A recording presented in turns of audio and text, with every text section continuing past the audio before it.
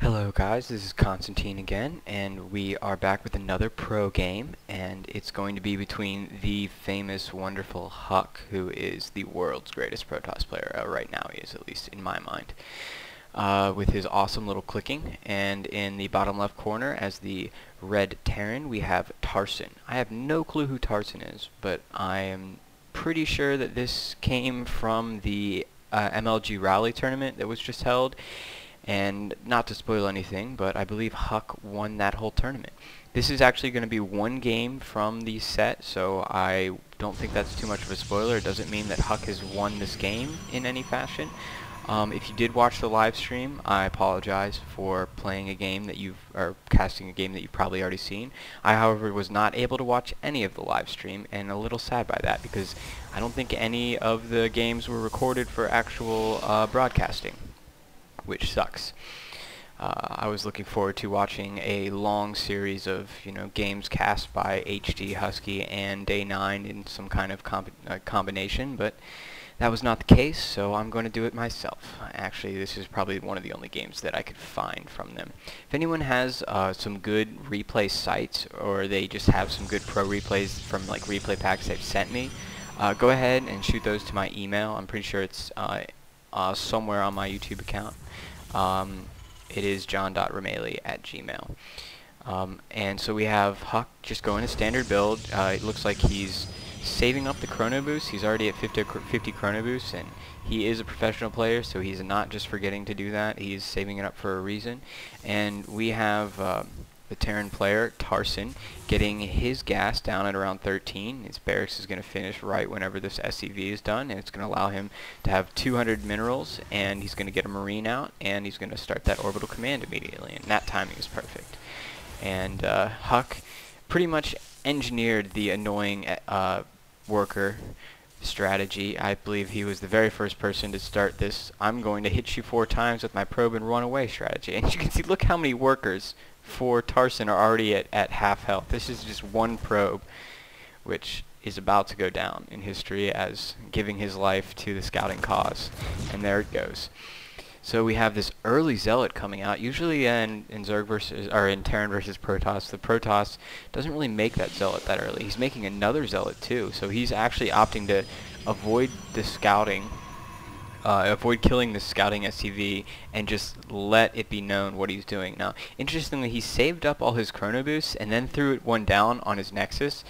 And now he's throwing another one down. It might be due to the fact that SCV is here, and he knows if he tries to chrono boost out that warp gate in the presence of the SCV, the Terran player will know to react accordingly. And it looks as though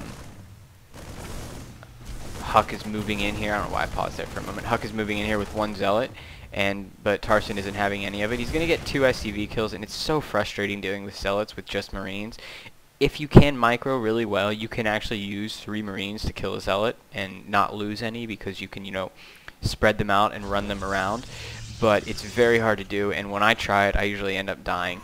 And by dying, I mean I usually end up losing everything in my base that can shoot things, and the Zealot is still alive because I'm such a failure with micro like that.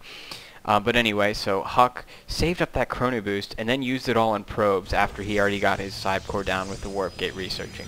So, I mean, that's kind of a blunder in that if you can use the chrono boost earlier, you want to get it out. And he's going to run up the ramp here for a second, check and see if there's a bunker with Marines, and there is, so he's going to back on down. It's all pretty normal timings and standard and everything. He's getting a quick siege tank with siege tech out. This isn't so standard, not against a Protoss, but I think I like this play here. It's pretty strong. Although he is going 1 gate robo, so it's going to be really easy for Huck to adjust his build once he gets the scout out and realizes that there's some siege tanks. I would look for Huck to maybe just pump some Immortals and go Immortal Stalker, maybe even get a Twilight Council and get Blink.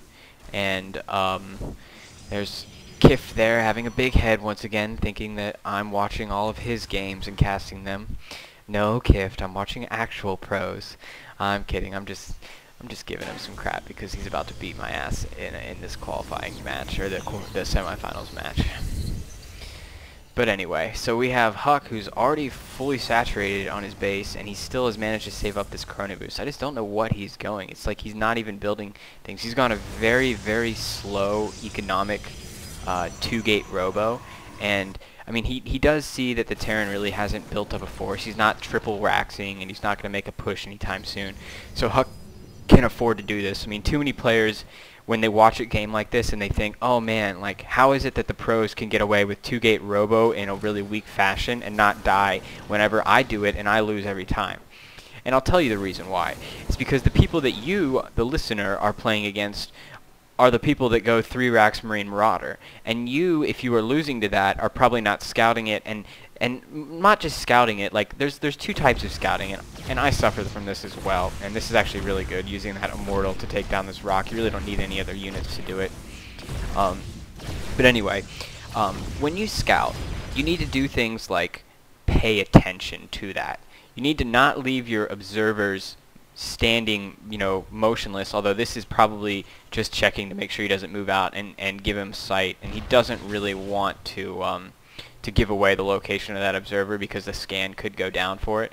But anyway, Huck has gone ahead and thrown up his expansion. 2-gate Robo works great for getting an expansion. It also has a lot of versatility because you build up gas, and if they start to push you, you can throw down a bunch of sentries if you need to. It's a very nice build. It allows you to throw down the tech buildings that you need whenever you need them.